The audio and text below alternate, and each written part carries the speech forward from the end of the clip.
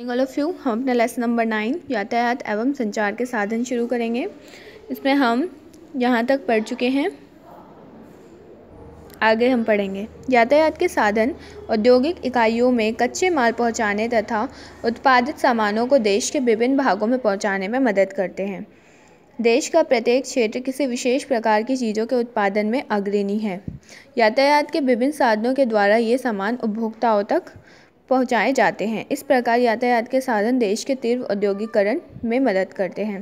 तो देखिए, हमारे यातायात क्या करते हैं, औद्योगिक इकाइयों में कच्चे माल पहुंचाने तथा उत्पादित सामानों को देश के विभिन्न भागों में पहुंचाने में मदद करते हैं यातायात। ठीक है, इसी वजह से क्या होता है, देश का प्रत्येक क्षेत्र किसी विशेष प्रकार की चीज़ों का उत्पादन करने में क्या है, आगे है। यातायात के साधन की वजह से ही वो देश के हर क्षेत्र में लोगों को मिल पाता है।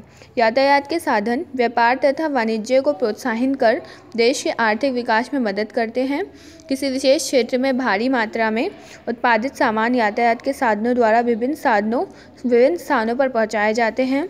उदाहरण स्वरूप, चाय असम से आती है, चीनी उत्तर प्रदेश तथा पंजाब से आती है तथा नमक गुजरात तथा राजस्थान से आता है। हम जो कपड़े पहनते हैं उनका उत्पादन मुंबई, अहमदाबाद, सूरत इत्यादि स्थानों में होता है। जूट से बनी बोरियों का निर्माण पश्चिम बंगाल में होता है। तो देखिए, हमारे देश के अलग अलग राज्यों की खासियत बताई गई है कि असम की चाय बहुत फेमस है, वहाँ से चाय आता है। अहमदाबाद से कपड़े आते हैं, ठीक है, मुंबई, अहमदाबाद, सूरत से।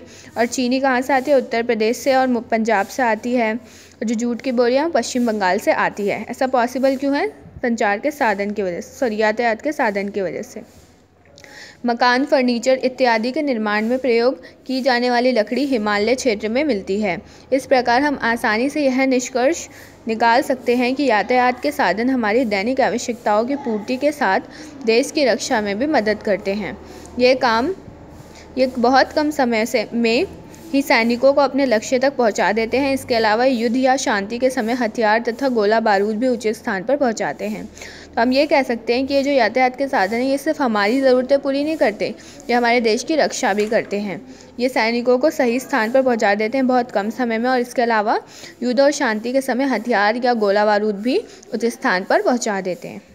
चलिए आगे हम अगली क्लास में करेंगे। Thank you all of you for listening me.